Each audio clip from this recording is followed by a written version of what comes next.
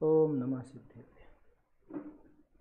एष सुरासुरमणुसिन्धवन्दिदं धोदघायिकं ममलं प्रणमामि वर्धमानं तीर्थं धम्मस्य कर्तारम्। प्रवचन सार जी के सुख अधिकार पर अपनी चर्चा है।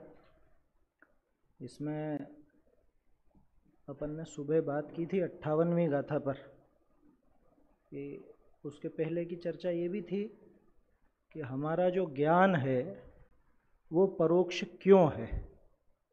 57वीं गाथा का अपना प्रश्न है कि हमारा ज्ञान, इंद्रिय ज्ञान परोक्ष क्यों है, और 58वीं गाथा का प्रश्न था कि प्रत्यक्ष क्या और परोक्ष क्या है ना। तो सीधा जवाब दे दिया था आचार्य देव ने कि जो पर से जानना होता है, जो पर के द्वारा पैदा हुआ, जिसमें पर का किसी भी तरह का सहयोग लगा, और पर माने वो बहुत सारी चीज़ें आ गई, क्या मन, इंद्रियां, परोपदेश, क्षयोपशम रूप उपलब्धि, पूर्व संस्कार या प्रकाश आदि अन्य पदार्थ, दुनिया भर की चीज़ें आ गई। जो कुछ भी उस ज्ञान में निमित्त बन सकता हो वो सब वो पर में शामिल, सारा का सारा। अब उसके मार्फत जो हो, जो उसके माध्यम से हो, वो परोक्ष है। पर की तरफ से जो जाने वो परोक्ष, और जो केवल आत्मा से जाने, केवल आत्मा माने केवल आत्मा और कोई नहीं चाहिए, आत्मा से ही जो जानता है वो ज्ञान प्रत्यक्ष ज्ञान है ना। तो देखो, परोक्ष में जो अपन ने अर्थ लिया कि पराई इंद्रियों के पर अक्ष के कारण जो जाने वो परोक्ष, और प्रत्यक्ष में अक्ष का अर्थ बदल जाएगा, जो आत्मा के प्रति होकर जाने वो प्रत्यक्ष। क्या प्रत्यक्ष में अक्ष का अर्थ आत्मा, परोक्ष में अक्ष का अर्थ इंद्रियां। कैसी विचित्रता है ये। अपने भाषा की कमजोरी है असल में। क्या ये भाषा की कमजोरी? भाषा की कमजोरी क्यों कह रहा हूं भाई? शब्द संख्यात है ना, और वस्तुएं तो अनंत हैं, भाव भी असंख्य हैं अथवा अनंत भी कहते हैं।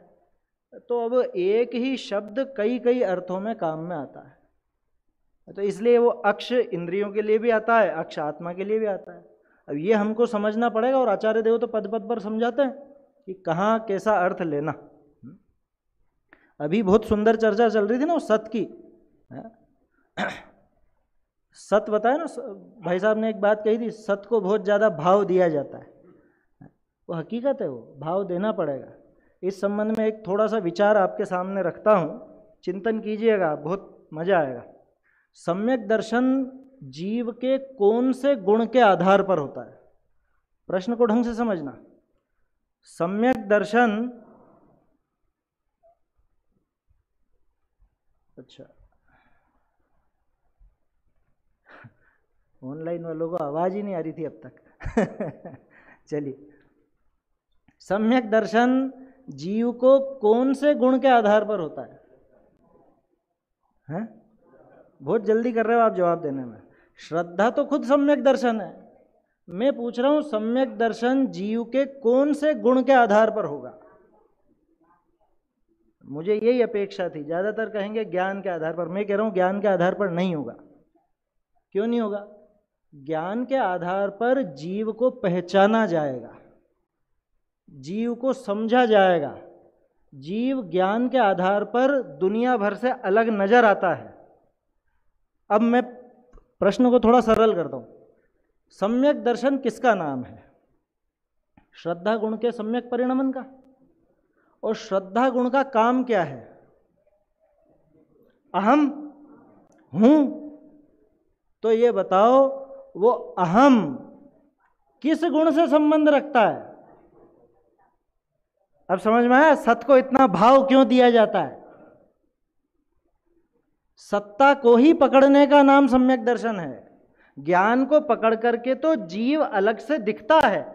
सत्ता किसमें करनी है ये ज्ञान के माध्यम से पकड़ में आता है, लेकिन सत्ता, उस सत्ता को ही तो पकड़ना है, उसका नाम सम्यक दर्शन है। अब एक और विचार इसमें देता हूं, आप चिंतन कीजिएगा। दर्शन गुण का काम क्या है? दर्शनोपयोग का, श्रद्धा की बात नहीं कर रहा, सामान्य अवलोकन। और अभी जो बात चल रही थी सत्ता की, सत्ता सामान्य है, सब में सामान्य है ना। क्या आया था वो, सादृश्य अस्तित्व और एक स्वरूप अस्तित्व, दो शब्द आए थे ना। तो उसमें स्वरूप अस्तित्व तो सबका न्यारा न्यारा, सादृश्य अस्तित्व वो है सत्य। और दर्शनोपयोग की नज़र में जीव और पुद्गल ये अलग अलग हैं क्या?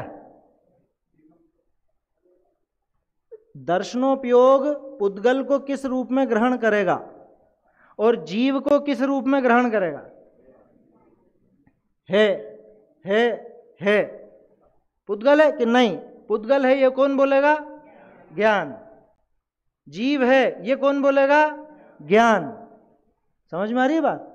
अब क्या विचित्रता, ये जो अभी अपन ने बात की ना शब्दों की कमजोरी, यहां भी हमारी कमजोरी है। अब ये कमजोरी बड़ी सामंजस्य वाली कमजोरी है, लेकिन यहां पर दर्शनोपयोग सत्य को ग्रहण करता है, ठीक है, और सम्यक दर्शन वो भी सत्य को ही ग्रहण करता है।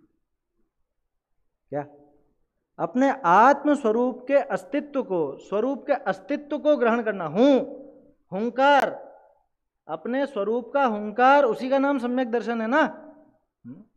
तो आचार्यों ने भी क्या सोच करके उसको सम्यक दर्शन नाम दिया होगा और इधर दर्शनोपयोग नाम दिया होगा। कुछ ना कुछ तो वहां सामने बैठता है। द्रव्य संग्रह में वो प्रकरण आता है ऐसा, दर्शनोपयोग किसको कहा? स्वयं को ग्रहण करे वो दर्शन और पर को ग्रहण करे वो ज्ञान, ऐसी परिभाषा भी है वहां पर। हालांकि वहां पे प्रकरण अलग है, वो न्याय ग्रंथ के हिसाब से समझाने के लिए दिया है, लेकिन कहीं ना कहीं तो आचार्य देव कुछ ऐसा बताना चाह रहे हैं कि ये सत्ता को पकड़ने का काम सम्यक दर्शन में है, इसलिए सत्ता को भाव देना बहुत जरूरी है। तो सम्यक दर्शन कौन से गुण के आधार पर हुआ? अस्तित्व, जीव का।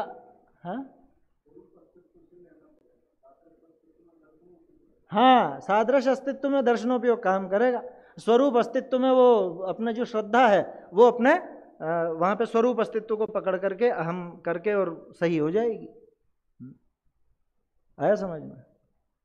कीजिएगा विचार इस पर, है ना भाई। अहम मतलब हम जो सामान्य गुण कहते हैं ना, वो काम तो सामान्य गुणों से ही होने वाला है।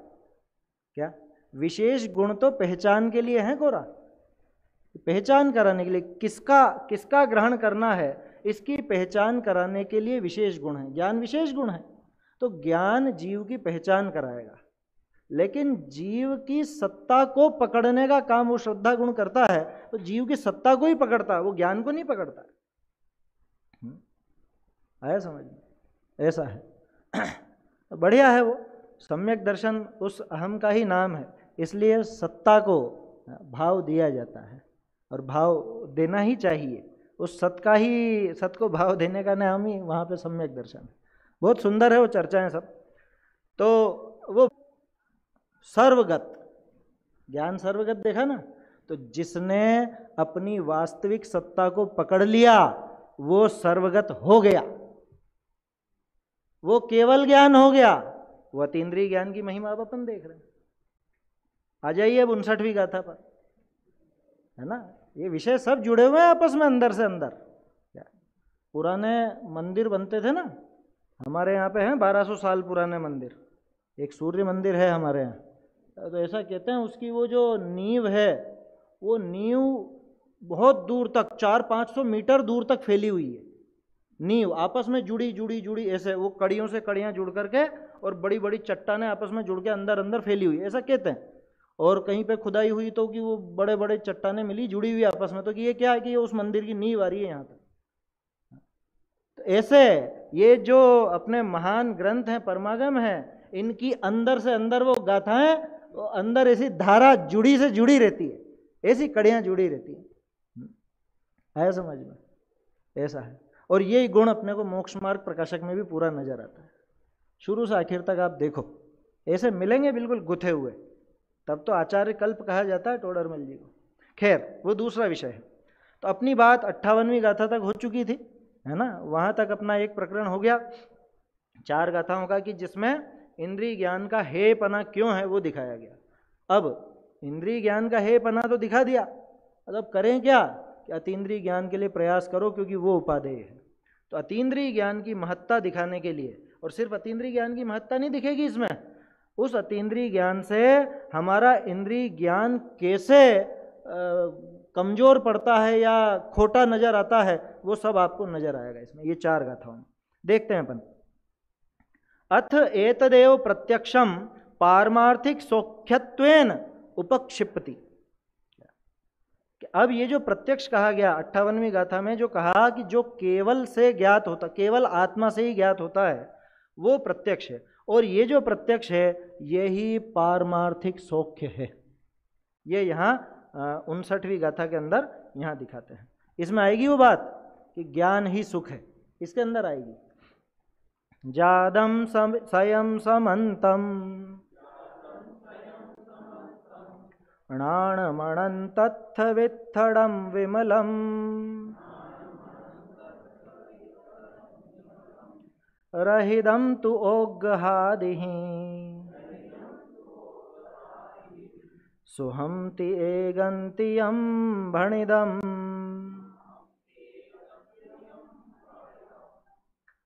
जादम स्वयं, स्वयं जात, स्वयं जात माने स्वयं पैदा हुआ। स्वयंभू शब्द आता है एक, स्वयंभू, वो स्वयंभू स्वयं जात एक ही शब्द है क्या, एक ही अर्थ है माने उनका। भगवान के लिए आता है स्वयंभू, ऐसे ही उनका केवल ज्ञान ये स्वयं जात। कह रहे नहीं साहब ये तो केवल ज्ञानावरण के क्षय से पैदा हुआ है। बोलो हुआ कि नहीं हुआ? कि केवल ज्ञानावरण के क्षय से तो धूल बनी, सुबह करी थी ना चर्चा पर। ये केवल ज्ञानावरण का क्षय हुआ तो क्या बना कि अकर्म बना। वो पहले कर्मण वर्गणाएं थी, अब अकर्म रूप हो गई। अरे और सोचने वाली बात है, वो कर्मण वर्गणा है, उसके वो खुद ज्ञान पैदा नहीं कर सकता, तो नाश होकर के ज्ञान कैसे पैदा होगा उससे? समझ में आई बात? वो जैसे कौन सा जानवर, शायद बिच्छू के लिए कहते हैं, किसके लिए कहते हैं कि वो जब वो बच्चे पैदा होते हैं तो वो मर जाता है। किसके लिए आती है ऐसी? कोई जानवर के लिए आती है इस तरह की बात? हाँ? या फिर भूमि के जीवों के लिए तो आती है कि इनके बच्चे पैदा हुए और ये मरे, हैं कि इनके मरने पे इनके बच्चे पैदा हुए। पहले तो उसमें भी समझना पड़ेगा कि पहले पैदा हुआ या कि पहले मरा। और यहाँ तो अपन कह रहे हैं केवल ज्ञानावरणी मरा और केवल ज्ञान पैदा हुआ, ये कैसे संभव है? केवल ज्ञानावरणी मरेगा, मरेगा का मतलब सिर्फ रूप परिवर्तन होगा, मरता तो कोई भी नहीं है क्या? न जीव मरता है न पुद्गल मरता है, ठीक है, रूप ही तो बदला उसका। तो क्या होगा उसका जो क्षय होगा, तो क्या होगा कि वो कर्म अकर्म रूप हो जाएगा, बस यही होगा। उससे ज्ञान कैसे पैदा हो जाएगा? उससे ज्ञान पैदा नहीं हो सकता। तो ज्ञान तो स्वयं अपने आत्मा से ही पैदा हुआ है, इसलिए कहा जादम स्वयं, ये स्वयं जात है, ये स्वयं से ही पैदा हुआ है, अपने आप पैदा हुआ है। 2 अर्थ निकलते हैं इसके। एक तो पैदा होने की प्रक्रिया स्वयं अपने आप की, तो अपने आप पैदा हुआ है। दूसरा स्वयं अपने आत्म स्वरूप से पैदा हुआ है, माने आत्म स्वरूप का आश्रय लेकर के पैदा हुआ है। ये जो अतीन्द्रिय ज्ञान है, केवल ज्ञान है, ये अपने स्वरूप के आश्रय से पैदा हुआ, इसलिए स्वयं जात। वो पिछली गाथा में परदो आया था, जम परदो विण्णाणम, कि वो पर से पैदा हुआ था। वो तो पक्की बात पर से ही पैदा हुआ था, क्योंकि वहां पर का निमित्त लागू था, यहां पे कोई निमित्त नहीं। सिद्धांत की भाषा में भले आप कह दो ऐसा कि केवल ज्ञानावरणी के क्षय के निमित्त से केवल ज्ञान होता है, लेकिन वो सिर्फ व्यवहार का कथन है। आया समझ में? जैसे कि बिल्ली के छींकने से छींका टूट जाता है, वैसे ही केवल ज्ञानावरणी के क्षय से केवल ज्ञान पैदा हो जाता है। अब बोलो कितनी सच्चाई है? ये तो काकताली न्यायवत है। 2 उदाहरण आते हैं उसमें। एक ताल का वृक्ष होता है, उसका फल बहुत ऐसा टूटता नहीं आसानी से क्या। अब कौवा उस पर बैठा और बैठ करके एकदम से उड़ा और वो फल का गिरना हुआ, तो ये काकताली, ये कौवे ने तोड़ दी। अरे अच्छे नहीं तोड़ पाते उस फल को, ये कौवे ने तोड़ दिया। दूसरा उदाहरण आता है कि कौवा उस वृक्ष के नीचे से निकल रहा था और ऊपर से वो ताल का वृक्ष, वो ताल का फल गिरा और उस कौवे की चोंच में, इधर से तो वो गिरना और इसका कौवे का निकलना, तो कौवे की चोंच में वो फल आ गया। तो ये तो एक सिर्फ समकाल दिखाने वाला न्याय है, इसमें कुछ किया धरा कुछ भी नहीं है। ठीक ऐसे ही ये समकाल की बात है कि इधर तो केवल ज्ञानावरण का क्षय हुआ और इधर केवल ज्ञान रूप पर्याय प्रकट हुई। वास्तव में केवल ज्ञानावरणी के क्षय से केवल ज्ञानावरणी का क्षय हुआ और केवल ज्ञान से केवल ज्ञान हुआ। क्या समझ में आ रही है बात? क्योंकि वो पुद्गल द्रव्य है, ये जीव द्रव्य का काम है, तो इसका उसमें और उसका इसमें कोई लेना देना, कोई हस्तक्षेप नहीं। इस वजह से जादम स्वयं, स्वयं पैदा हुआ है। ठीक है ना? हाँ, समकाल प्रत्याशक्ति, एक ही काल में हो गए ये दो काम, एक ही काल में। जादम स्वयं, दूसरा विशेषण समंतम, समंत है, समंत भद्राचार्य का नाम था ना समंत। समंत का क्या अर्थ होता है? सब ओर से, चारों ओर से। तो ये सब तरफ से जानता है। क्या? सब तरफ से जानता है। हमारी तो बड़ी लिमिट है। क्या? चक्षु मतलब वो वर्ण का ज्ञान की वो इधर से हो रहा है, शब्दों का ज्ञान इधर से हो रहा है, स्पर्श का ज्ञान जो भी है, शरीर पूरा ही स्पर्शन है, रस का ज्ञान यहाँ से हो रहा है। तो कहीं कहीं के दरवाजे खुले हैं, कहीं कहीं के दरवाजे बंद हैं। ये दरवाजे बंद हैं खुले हैं, ये टीका में है शब्द। क्या? केवल ज्ञान के लिए कौन से दरवाजे बंद है? सारे। कि ये किस तरफ से देखता है।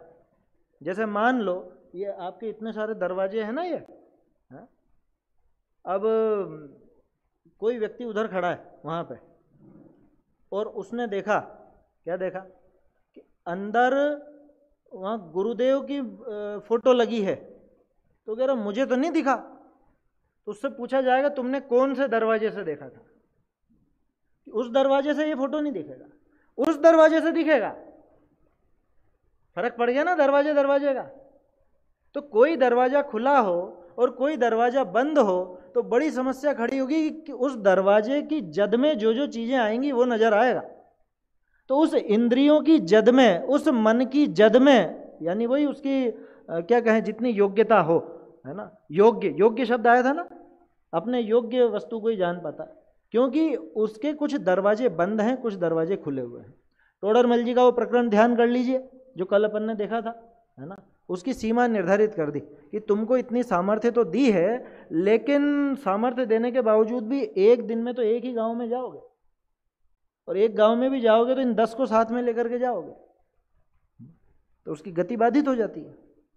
केवल ज्ञान में ये समस्या है ही नहीं, सारे दरवाजे खुले हुए हैं, एक भी दरवाजा बंद नहीं।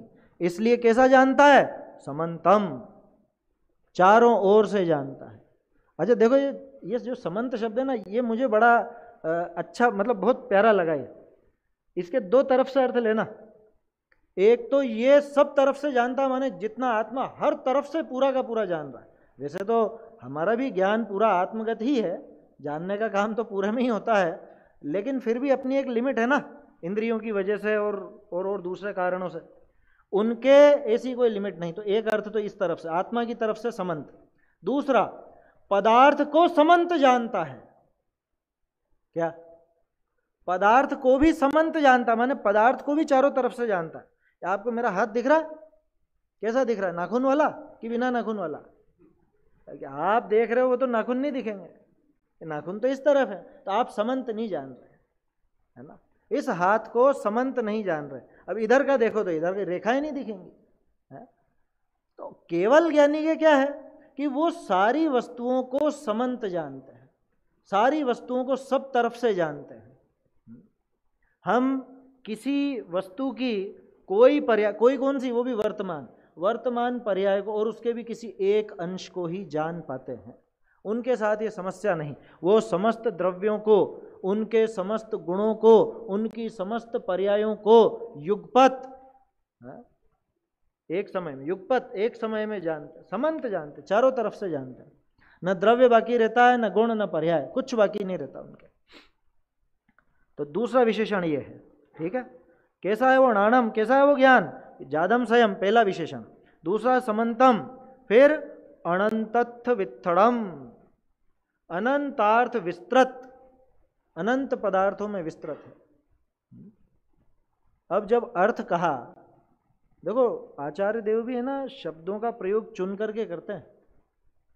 अर्थ लिखा यहाँ पे, अर्थ, अर्थ का अर्थ सुबह देखा था ना अपने, सुबह कल भी देखा, आ ही रहा है, बार बार चर्चा में आ रहा है। अर्थ नाम ही द्रव्य गुण पर्यायात्मक वस्तु का है, उसके लिए अर्थ शब्द का विशेष प्रयोग किया जाता है। क्या उन्होंने तत्व नहीं लिखा, उन्होंने अर्थ लिखा। तत्व में और अर्थ में थोड़ा सा अंतर है। तत्व मुख्य रूप से जब बात करता है, किसकी बात करता है? वो आत्मा की तो है, लेकिन तत्व क्या है? चलो थोड़ी सी इस पर भी चर्चा करते हैं। तत्व क्या है? द्रव्य है, गुण है या पर्याय है? सोचिए, द्रव्य गुण पर्याय में से बताइए, तत्व क्या है? द्रव्य है, गुण है या पर्याय है? पर्याय। पर्याय है, सच में पर्याय है। अरे भाई 7 तत्व है ना, आश्रव, बंध, संवर, निर्जरा, मोक्ष, ये क्या है? पर्याय ही तो है। आप कहोगे जीव, तो जीव द्रव्य की बात नहीं ली जाती, तत्व की बात ली जाती है। उस पर्याय में उसका वो स्वत्व पकड़ा जाता है। आया समझ में? वो त्रैकालिक का तात्कालिक पकड़ा जाता है। वो कहाँ पकड़ा जाता है? पर्याय में पकड़ा जाता है। तो तत्व में जो बात आती है वो पर्याय की मुख्यता से बात आती है। और अर्थ जब कहेंगे तो द्रव्य गुण पर्यायात्मक पूरी वस्तु को पकड़ेंगे। प्रवचन सार जी में ज्यादातर अर्थ शब्द का प्रयोग है। अपने को गौर करना चाहिए कि ये शब्द क्यों लिया, है ना। तत्वार सूत्र में उमा स्वामी आचार्य ने समझाया ना, अर्पित अनर्पित सिद्धे। तो अर्पित तो है, लेकिन इसका अनर्पित भी तो देखो, ये दूसरा क्यों नहीं कहा। ये केवल ज्ञानी जब जानते हैं, वो सिर्फ उस पर्याय को नहीं देखते, उसके गुणों को भी देखते हैं, उस द्रव्य को भी देखते हैं। बल्कि पर्याय जो अभी है, इसकी पिछली है तो अनुस्यूति से रचित प्रवाह क्रम है, अनुस्यूति से रचित विस्तार क्रम, वो सारे क्रम सहित उस अर्थ को वो जानते हैं। कठिन तो नहीं हो रहा ना, ये विशेषणों की चर्चा कर रहे हैं अपन। तो अणाणम अनंतत्थ वित्थड़म, कि कहाँ फैला हुआ है ये ज्ञान? ये जो केवल ज्ञान है कहाँ फैला हुआ है? अनंतार्थ में, अनंत पदार्थों में विस्तृत है, वहाँ फैला हुआ है हमारा ज्ञान। हमारा ज्ञान भी विषय अपेक्षा देखो तो कहते हैं कि क्या नाम दिया उसका, मति श्रुति और निबंधो द्रव्येषु सर्वपर्यायेषु। कोई पर्टिकुलर द्रव्य नहीं कहा। अवधि ज्ञान की सीमा बांधी की रूपिश्व अवधि, मन पर्याय ज्ञान की सीमा बांधी तद अनंत भागे मन पर्याय। इससे मति श्रुत ज्ञान इस मामले में इनसे आगे हैं कि ये रूपी के अलावा अरूपी में भी जाते हैं। लेकिन समस्या क्या है कि एक तो एक साथ नहीं जानते, एक सबको नहीं जानते, सीमित जानते हैं, और सबसे बड़ी क्या कहें, सबसे बड़ा दुर्गुण कि ये अस्पष्ट जानते हैं। अस्पष्ट जानते हैं माने परोक्ष जानते हैं, विमल नहीं है, निर्मलता नहीं है। अनंतार्थ में एक साथ विस्तृतपना नहीं है।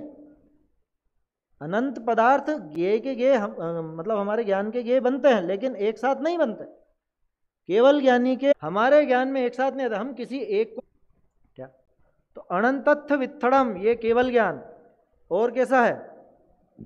विमलम, कि किसी प्रकार का मल इसमें नहीं है। मल नहीं होने से विमल है, निर्मल है, विशद है। विशदता का नाम ही तो प्रत्यक्षपना है। परीक्षा मुख आदि में तो यही बताया, तत्र विशदम प्रत्यक्षम। और विशदता की परिभाषा दी निर्मल। क्या ये जो क्षयोपशम आदि, क्षयोपशम ज्ञान आदि में असंभव है, ऐसी निर्मलता को ही विशदता यानी प्रत्यक्षपना कहा जाता है। तो हमारे ज्ञान में वो प्रत्यक्षता है ही नहीं, निर्मलता नहीं है। अरे आप आंवले को इतना पास में रख के भी देखोगे ना, हाथ पे रखे, आंवले का उदाहरण आता है ना, हाथ पे आंवला रख लो तो भी आपके ज्ञान में वो निर्मलता नहीं है। क्या बताओ? उसकी नसें, नसें का मतलब समझ गया ना, अंदर अंदर ऐसी जो बनावट होती, रेशे होते हैं, वो बताओ दिख रही है? गुठली कितनी बड़ी है, कितनी छोटी है? उस गुठली में बीज कितने हैं, किस आकार के, कुछ भी तो नहीं मालूम है। तो स्पष्टता नहीं है। अरे दो आंवले सामने रख दो तो दोनों के रंग में अंतर तक नहीं नजर आएगा आपको। क्या बोलो, ये तो हमारा हस्तामलकवत ज्ञान है। और केवल ज्ञानी, अब वो क्या कहें, हम तो उदाहरण ऐसे ही देंगे ना, हाथ पे रखे आंवले के समान। हालांकि हमारे हाथ पे आंवला भी रख दोगे तो भी अस्पष्ट है, और केवल ज्ञानी के तो कुछ भी सामने नहीं है तो भी सब कुछ सामने है। क्या सब कुछ सामने है? ऐसा अनंतत्थ वित्थड़म विमलम रहिदम तो ओग्गहादि, है ना, कितने हो गए, पांचवा होगा शायद, है? जादम स्वयं पहला, समंतम दूसरा, अनंतत्थ वित्थड़म तीसरा, विमलम चौथा, और रहिदम दु ओग्गहादि। कल वो 20 बोल की चर्चा कर रहे थे ना, ये यहाँ केवल ज्ञान के 5 बोल हैं। सच में 5 बोल है, टीका देखोगे आप, 5-5 बोल दिखाए यहाँ पर। अतीन्द्रिय ज्ञान और इंद्रिय ज्ञान की ज्ञान में जो अंतर है, और अतीन्द्रिय ज्ञान सुख का कारण क्यों है और इंद्रिय ज्ञान सुख का कारण क्यों नहीं है, इसके लिए 5 बोल दिए आचार्य देव ने। आप क्या सोच रहे हो, ये सिर्फ महिमावाचक है? आचार्य देव को क्या दिखाना है? ऊपर हेडिंग क्या पढ़ी थी अपन ने, पारमार्थिक सौख्यत्वेन उपक्षिपति, कि पारमार्थिक सुख का कारणपना दिखाते हैं अतीन्द्रिय ज्ञान का। तो ये सब कारण है क्या? केवल ज्ञान अतीन्द्रिय सुख का कारण क्यों है? क्योंकि वो स्वयं पैदा हुआ है। इसका अनर्पित अर्थ क्या निकला कि जो स्वयं पैदा नहीं हो सकता, जो दूसरे के आधार पर पैदा होता है, वो तो दुख का कारण होगा। दूसरे की अपेक्षा रखकर पैदा होगा, वो दुख का कारण है। समंतम दूसरी विशेषता कि अतीन्द्रिय ज्ञान सुख का कारण क्यों है? क्योंकि ये सब तरफ से जानता है। अपन ने 2-3 गाथा पहले देखा था ना, वो ज्ञान का वैकलव्य है, ये बहुत आकुल व्याकुल हो रहा है ज्ञान, इसमें जानने में व्यग्र हो रहा है, व्यग्रता बहुत है। क्यों? कि जानने में नहीं आ रहा सब तरफ से। अब केवल ज्ञान समन्तात जानता है, सब तरफ से जानता है, तो इसमें वो आकुलता का काम नहीं है, इसलिए वो उसके मतलब सुख का कारण बनता है। हमारा ज्ञान ये सब तरफ से नहीं जानता, इसलिए दुखी होता है। कल देखा था ना मोक्ष प्रकाशक में, जानने की इच्छा, विषय इच्छा, वो क्यों है? क्योंकि जानने का स्वभाव तो है, लेकिन जान पा नहीं रहा है, तो ये उकाले मारता है। क्या? ये भी जानूं, ये भी जानूं, ये भी जानूं। जानने की इच्छा होती है, व्यग्रता होती है। वो व्यग्रता क्यों है? इसलिए है क्योंकि एक तो वो समंत नहीं है, दूसरा वो अनंतार्थ में विस्तृत नहीं। केवल ज्ञान में ये पावर है कि वो अनंतार्थ में विस्तृत है और समंत है, इसलिए वहां व्यग्रता का, आकुलता का कोई काम नहीं है। और आकुलता का काम नहीं होने की वजह से अनाकुल है, अनाकुल होने की वजह से सुख है। नहीं आ रहा समझ में? आत्म को हित है सुख, सो सुख आकुलता बिन कहिए। कहां से निकली लाइन? छेड़ाला में तो लिखी है, निकली कहां से? यहीं से निकली है।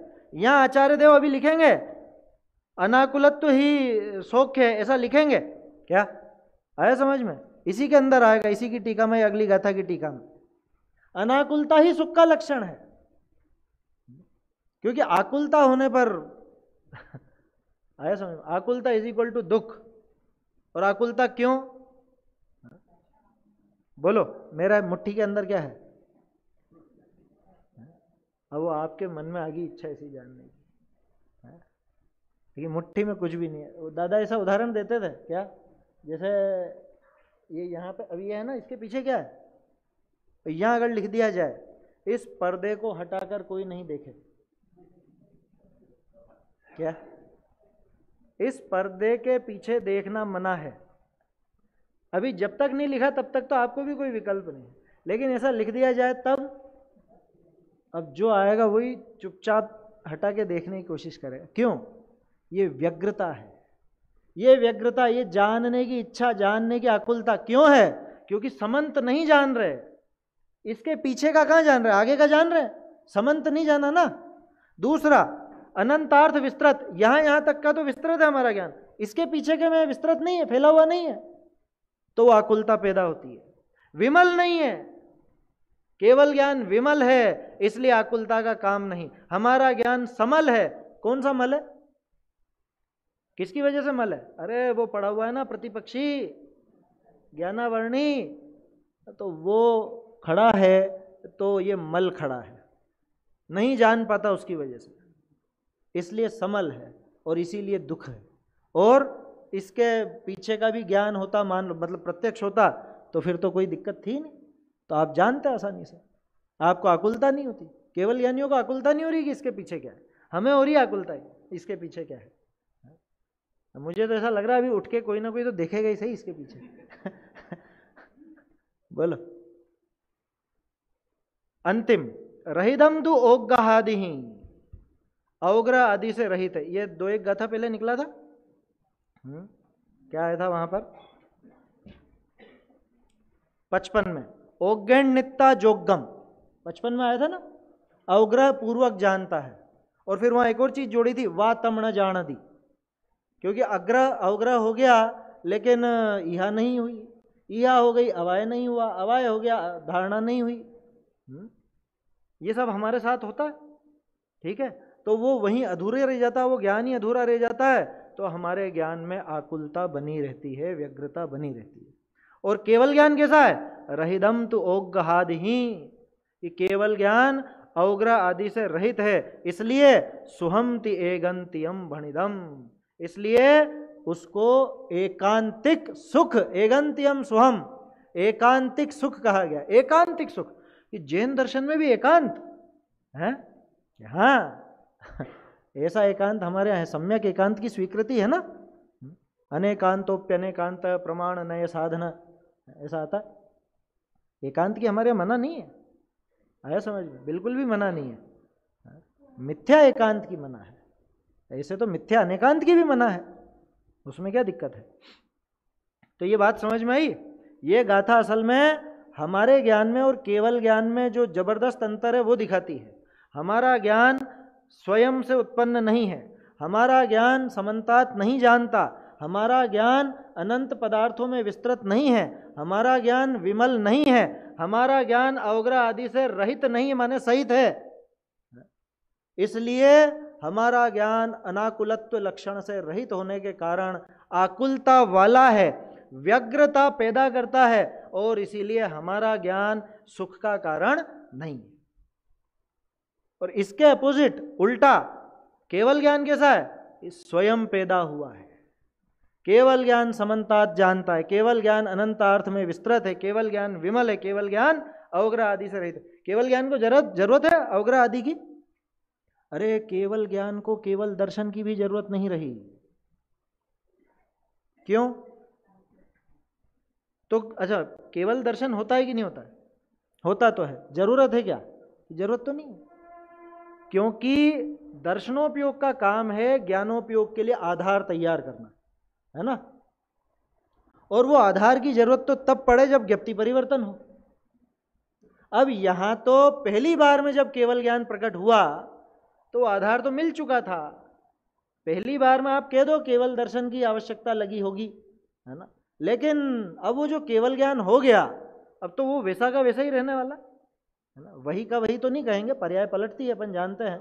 अगली गाथा से जुड़ती भी बात आ रही है अब, परिणमन। क्योंकि अभी सामने वाला ये प्रश्न करेगा कि परिणामी है तो दुख होगा, परिणामी है तो खेद होगा, क्योंकि परिणामी तो परिणम जाता है, परिणमन करने वाला तो बदलेगा ना, और केवल ज्ञान भी परिणाम है तो खेद होना चाहिए। तो वो बात अभी अपन थोड़ी सी गौण करते हैं, वो आगे आएगी। मैं तो क्या कह रहा था कि केवल ज्ञान में है ना, वो स्वयं भी परिणाम रूप भले है, लेकिन वो खेद का कारण नहीं। केवल ज्ञान में खेद नहीं है। क्यों नहीं है? क्योंकि उसमें ये सारी विशेषताएं मौजूद है, ये पांचों विशेषताएं उसके अंदर मौजूद है। ऐसा ठीक है ना। इसकी देखो टीका देखते हैं अपन।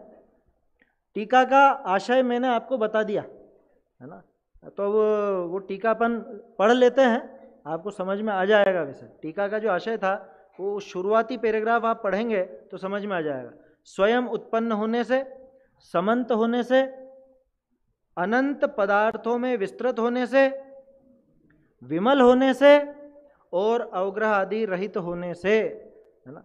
बात अपनी इस पे चल रही थी, वो दर्शनोपयोग की आवश्यकता रही या नहीं रही, कि अब दर्शनोपयोग की आवश्यकता नहीं रही। अवग्रह आदि तो बहुत आगे की बात है। वैसे भी अवग्रह, इहा, अवाय धारणा ये क्षयोपशमिक अल्प ज्ञान के भेद हैं, ये उस ज्ञान की प्रक्रिया है। हम क्रमशः जानते हैं, थोड़ा थोड़ा जानते हैं, इसलिए वो ये सब चीज़ें अपने ज्ञान में आती हैं। और केवल ज्ञान तो संपूर्ण हो गया पूरा एक ही बार में, तो उसमें अवग्रह आदि की जरूरत नहीं रही। ऐसा प्रत्यक्ष ज्ञान एकांतिक सुख है, ये निश्चित होता है, क्योंकि एकमात्र अनाकुलता ही सुख का लक्षण है। क्या? एकमात्र अनाकुलता ही सुख का लक्षण है। यहां से निकली वो छेड़ाला की पंक्ति, आत्म को हित है सुख, सो सुख आकुलता बिन कही, यहां से निकली। चाहो तो नोट कर लेना, ऊपर दिखाऊं, दूसरी पंक्ति देखिए संस्कृत में, अनाकुलत्व एक लक्षणत्वात् सौख्यस्य, कि सुख का एक लक्षण, एक और लगा दिया उन्होंने, सुख का एक ही लक्षण है अनाकुलता, और दूसरा कोई लक्षण सुख है, क्योंकि इसके आधार पर ही आगे हमारे सारे सुख दुख सिद्ध होंगे। क्यों? हमारे सारे सुखों में, जिनको हम सुख कहते हैं, उन सब सुखों में आकुलता पड़ी हुई है, इसलिए वो सारे सुख एकांतिक दुख हैं। और केवल ज्ञान एकांतिक सुख है, क्योंकि वहां आकुलता का अभाव है ना, एक वहां पे आकुलता है ही नहीं है। तो अनाकुलत्व एक लक्षणत्वात् सौख्यस्य, पढ़ूं क्या ये विस्तार, ये बाकी तो अपने कहने में। हाँ हाँ हाँ हाँ, देखते हैं, चलो उसको देख लेते हैं। इसी बात को विस्तार पूर्वक समझाते हैं। पर के द्वारा उत्पन्न होता हुआ पराधीनता के कारण, ये 5 बोल हैं, है ना, 5 बोल हमारे ज्ञान में आकुलता के और केवल ज्ञान में अनाकुलता के। हमारे ज्ञान को दुख का कारण सिद्ध करने में और केवल ज्ञान को सुख का कारण सिद्ध करने में 5 बोल याद रखिएगा। और यही वास्तव में अरहंत भगवान की स्तुति भी है। क्या? केवल ज्ञान की महिमा गाई जाए, ये अरहंत भगवान की स्तुति नहीं है तो क्या है? हे प्रभु, आपका ज्ञान पर के द्वारा उत्पन्न नहीं, ये स्तुति नहीं है? पर के द्वारा उत्पन्न होता हुआ पराधीनता के कारण, असमंत होने से इतर द्वारों के आवरण के कारण, इसी की कह रहे हैं ना आप, इतर द्वारों के, इतर माने दूसरे, इतर माने दूसरे, दूसरे द्वारों का आवरण। दूसरे द्वारों का आवरण कैसा? जैसे वो याद कीजिए टोडरमल जी वाली बात, इसको 5 ग्राम जाने की शक्ति है, लेकिन पाबंदी लगा दी कि एक दिन में एक ही गांव पे, तो दूसरे द्वार का आवरण आ गया। तीसरा एक और आवरण आ गया, ये 10 को भी साथ में लेकर के जाओ तो उसकी रफ्तार कम हो गई। ठीक है ना, ये तो उदाहरण हो गया। अब अपने पे लगाओ, मुझे जानने की शक्ति है, वर्ण जानने की शक्ति है, रंग जानने की, लेकिन ये दरवाजा बंद हो गया, इतर द्वार का आवरण आया समझ में। या आंख भी खुल रही है लेकिन चश्मा इधर उधर रखने में आ गया, ये एक और आवरण आ गया। ये दोनों भी हों तो कोहरा बहुत है या और चीजें बहुत है, ये इतर द्वार का आवरण। अरे तमाम चीजें आ जाएंगी इसमें। इतर द्वार के आवरण तो असमंत हो गया, सब तरफ से नहीं जान रहा। अच्छा, नीचे फुटनोट में चारों ओर सर्व भागों में वर्तमान, ये तो समंत शब्द का सामान्य अर्थ है। सर्व आत्म प्रदेशों से जानता हुआ, ठीक है, केवल ज्ञान की ये शुरू में बात की थी ना अपन ने। हम तो जैसे रस का ज्ञान कहाँ से कर रहे हैं कि यहीं से हो रहा है। होने को ज्ञान अपना पूरा आत्मगत है, लेकिन अपना द्वार तो यहीं से खुला है ना उस रस के लिए। गंध के लिए द्वार यहीं से खुला है, वर्ण का द्वार यहीं से खुला है, शब्द का द्वार यहीं से खुला है। तो ये हमारा एक अलग अलग दरवाजे हैं जिनके माध्यम से अपन देख पाते हैं, जान पाते हैं। तो एक आवरण खुले, दूसरा आवरण लग जाए, ऐसे ऐसे कई समस्याएं अपने साथ खड़ी होती हैं। तो सब तरफ से नहीं जानते, केवल ज्ञानी सब तरफ से जानते हैं, वो सब तरफ से जानते हैं। माने उनको दुनिया में ये सब रंग देखने के लिए ये दरवाजे की जरूरत नहीं। देखो मजे की बात, केवल ज्ञानी जानते भी सब तरफ से हैं और जाना हुआ बोलते भी सब तरफ से। क्या क्या कहा? दिव्य ध्वनि कहां से गिरती है? मुंह से, सर्वांग से गिरती है, ध्यान रखना। टोडरमल जी ने स्पष्ट लिखा है समवसरण रचना वर्णन में, और मोक्ष मार्ग प्रकाशक में पेज नंबर 17 पे होगा। वहाँ 17 पे लिखा है कि जिनका शरीर ही है वो भाषा रूप परिणमित हुआ, पहले अधिकार में है, मोक्षों प्रकाशक में, है ना। तो आप कहोगे बहुत सी भजनों में, स्तुतियों में, उनमें तो आता है जिनेंद्र भगवान के मुंह से। अरे भजनों में वो चलती भाषा आ जाती है, लेकिन जैसे टोडरमल जी गद्य में लिख रहे हैं, है ना, और एक नहीं 2-3 जगह लिखा है, तो अपने को उस पर विचार करना चाहिए, है ना। और है प्रमाण है, बहुत सी जगह हैं उसके।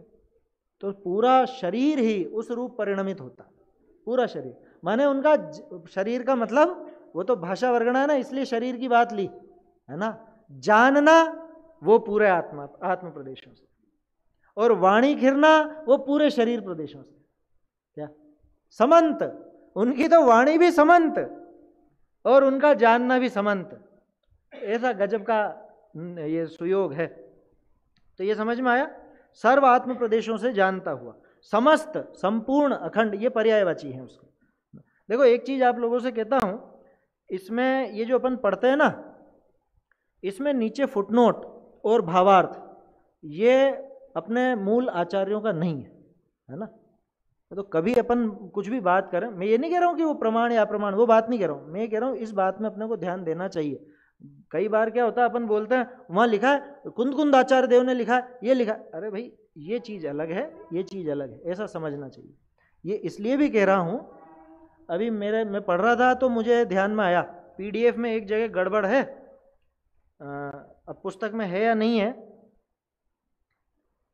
केवल ज्ञान में वो आकुल लिखा, ऐसा मैं भूल गया किस जगह था, मेरे आ जाएगा, मैं बता दूंगा आपको। PDF के अंदर तो है गड़बड़, अब इसके अंदर है या नहीं वो अपने को देखना पड़ेगा छपी हुई पुस्तक में।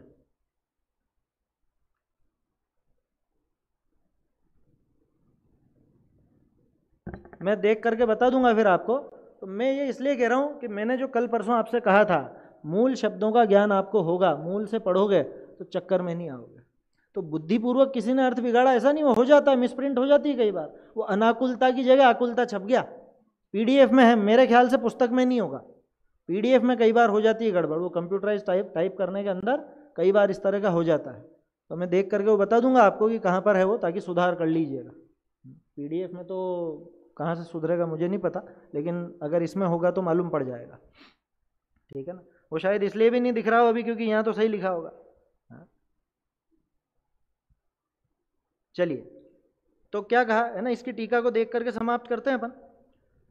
पर के द्वारा उत्पन्न होता हुआ पराधीनता के कारण, इस टीका को अपन 2 तरफ से देखते हैं। पहला पॉइंट अपना देखेंगे और दूसरा उसी का पहला पॉइंट देखेंगे, तो थोड़ा आपको डिफरेंस मालूम पड़ेगा, है ना। क्योंकि बात तो अपन ने पूरी कर ली है, जो बात टीका में वो आ चुकी है। अब आचार्य देव कैसे दिखा रहे हैं वो एक बार यहां देखें। पहला पॉइंट क्या था, पर के द्वारा उत्पन्न होता हुआ पराधीनता के कारण, किसके ज्ञान की बात है, अपने ज्ञान की बात। अब दूसरा उधर से देखो, प्रत्यक्ष ज्ञान की तरफ से, अनादि ज्ञान सामान्य रूप स्वभाव पर महाविकास से व्याप्त होकर स्वतः ही रहने से, क्या अनादि ज्ञान सामान्य रूप स्वभाव, अनादि काल से जो ज्ञान सामान्य रूप स्वभाव था उसका महाविकास, उसके महाविकास रूप से व्याप्त होकर स्वतः ही रहने से स्वयं उत्पन्न होता, इसलिए आत्माधीन है। केवल ज्ञान आत्माधीन है, और अब ये जो ब्रैकेट में दिया ना, यह है वास्तव में तो, और आत्माधीन होने से आकुलता नहीं होती। हमारा ज्ञान आत्माधीन नहीं है इसलिए आकुलता होती है, हमारे ज्ञान में आत्माधीनपना नहीं है इसलिए आकुलता है, केवल ज्ञान में आत्माधीनपना है इसलिए आकुलता नहीं। दूसरा, असमंत होने से इतर द्वारों के आवरण के कारण, ये हमारे ज्ञान की बात थी, असमंत होने से, अच्छा इसमें दिक्कत पड़ रही होगी आपको, हाँ आगे पीछे करना पड़ेगा। असमंत होने से, क्योंकि सब तरफ से नहीं जानता, तो इतर द्वारों का आवरण। दूसरा पॉइंट केवल ज्ञान का, समस्त आत्म प्रदेशों में परम समक्ष, देखो तो सही क्या लिखा, परम समक्ष, परम प्रत्यक्ष ज्ञानोपयोग रूप होकर व्याप्त होने से समंत है। वो केवल ज्ञान ऐसा परम समक्ष समंत है, इसलिए अशेष द्वार खुले हुए हैं। हमारे सारे द्वार नहीं खुले हुए थे, अशेष माने संपूर्ण, संपूर्ण द्वार खुले हुए हैं, ब्रैकेट में देखिए, और इस प्रकार कोई द्वार बंद न होने से आकुलता नहीं होती। दरवाजा बंद हो तभी तो आकुलता होगी ना। आपको कहीं आना हो और दरवाजे बंद हो, कहीं जाना हो दरवाजे बंद हो तो कितनी आकुलता होती है, खड़ खड़ खड़ खड़ करते रहते हैं अपन, खोलो खोलो खोलो। ऐसे यहाँ करते रहते हैं, इंद्रियों के द्वार खोलो खोलो खोलो, ये चलता रहता है। तीसरा देखिए, मात्र कुछ पदार्थों में प्रवर्तमान होता हुआ अन्य पदार्थों को जानने की इच्छा के कारण। कुछ ही पदार्थों में प्रवर्तमान है, अब जब कुछ में प्रवर्तमान है तो बाकी में इच्छा होगी होगी। इधर देखिए अब केवल ज्ञान में कि समस्त वस्तुओं के ज्ञेयाकारों को सर्वथा पी जाने से, मानो पीकर बैठ गया हो, बिल्कुल ऐसा, सर्वथा पी जाने से, समय तो हो गया अपना, सर्वथा पी जाने से परम विविधता में व्याप्त होकर रहने से अनंत पदार्थों में विस्तृत है, इसलिए सर्व पदार्थों को जानने की इच्छा का अभाव है। और इस प्रकार किसी पदार्थ को जानने की इच्छा न होने से आकुलता नहीं होती। देखो इच्छा नाम आकुलता, ये तो टोडरमल जी ने खूब क्या कहें कूट कूट करके सिखाया। इच्छा इज इक्वल टू आकुलता इज इक्वल टू दुख, है ना। एक और जोड़ लो, इच्छा इज इक्वल टू कषाय इज इक्वल टू आकुलता इज इक्वल टू दुख। ज्यादा इच्छा इज इक्वल टू ज्यादा आकुलता इज इक्वल टू ज्यादा कषाय इज इक्वल टू ज्यादा दुख। कम इच्छा इज इक्वल टू कम आकुलता इज इक्वल टू कम कषाय इज इक्वल टू कम दुख। इच्छा का अभाव इज इक्वल टू आकुलता का अभाव इज इक्वल टू कषाय का अभाव इज इक्वल टू दुख का अभाव इज इक्वल टू सुख। आया समझ में?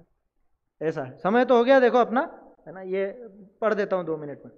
समल होने से असम्यक अवबोध के कारण, यानी कि कर्म मल युक्त होने से संशय विमोह विभ्रम सहित जानने के कारण, ये तो लगे ही रहते हैं ना हमारे साथ, संशय विमोह विभ्रम वगैरह। इसका देखो चौथा बिंदु, सकल शक्ति को रोकने वाला कर्म सामान्य ज्ञान में से निकल जाने से, निकल गया ना, ज्ञानावरणी निकल गया, अत्यंत स्पष्ट प्रकाश के द्वारा प्रकाशमान तेजस्वी स्वभाव में व्याप्त होकर रहने से विमल है, इसलिए सम्यक रूप से बराबर जानता है। फलितार्थ क्या निकला? और इस प्रकार संशय आदि रहितता से जानने के कारण आकुलता नहीं होती। अंतिम बिंदु, अवग्रह आदि सहित होने से क्रमशः होने वाला पदार्थ ग्रहण के खेद के कारण, क्योंकि क्रमशः जानेगा तो रुकना पड़ेगा, रुकना है तो खेद है। क्या मान लो यहाँ तो आप सब साथ में बैठ जाते हो, पहले कई शिविरों में क्या होता था, वो थाली लेकर के लाइन में आगे आगे जाते थे, है ना। अब वो आगे वाला आगे बढ़े तो अपनी थाली में कुछ सब माल आएगा, है? ये खेद है, खेद है ना, इंतजार कर रहे हैं। अवग्रह इहा अवाय धारणा में इंतजार ही तो है, तो ये खेद है कि मेरी थाली में माल कब आएगा। ठीक है, अवग्रह आदि सहित होने से क्रमशः होने वाला पदार्थ ग्रहण खेद के कारण, इन कारणों को लेकर परोक्ष ज्ञान अत्यंत आकुल है। ठीक है, इधर 5वां बिंदु देखिए, जिनने त्रिकाल अपना स्वरूप युगपत समर्पित किया है, वो पदार्थ आ गए कि लो साहब जान लो हमको, वो पदार्थ खुद थाली में आ गए चल करके। क्या? जिनने त्रिकाल का अपना स्वरूप, त्रिकाल का अपना स्वरूप, अरे भूतकाल के अनंत पर्याय, भविष्य के अनंत पर्याय, वर्तमान की भी अनंत पर्याय। एक द्रव्य में एक समय में कितनी पर्याय? अनंत, क्योंकि प्रत्येक गुण की एक एक पर्याय लोग है, अनंत गुण है तो अनंत पर्याय, है ना। तो जिनने त्रिकाल का अपना स्वरूप युगपत समर्पित किया है, यानी एक ही समय में बताया है, ऐसे लोकालोक में व्याप्त होकर रहने से अवग्रह आदि रहित है, इसलिए लोकालोक में व्याप्त कहा जाता है उसको। इसलिए क्रमशः होने वाले पदार्थ ग्रहण के खेद का अभाव है। इस प्रकार प्रत्यक्ष ज्ञान में ये कमियां नहीं है, केवल ज्ञान में ये कमियां नहीं है, तो वो अनाकुल है, इसलिए वास्तव में वह पारमार्थिक सुख है। तो क्षायिक ज्ञान, केवल ज्ञान एकांत सुख है, ऐसा इस गाथा में 59 गाथा में अपना सिद्ध होता है ना। आगे की चर्चा फिर अपन कल देखेंगे।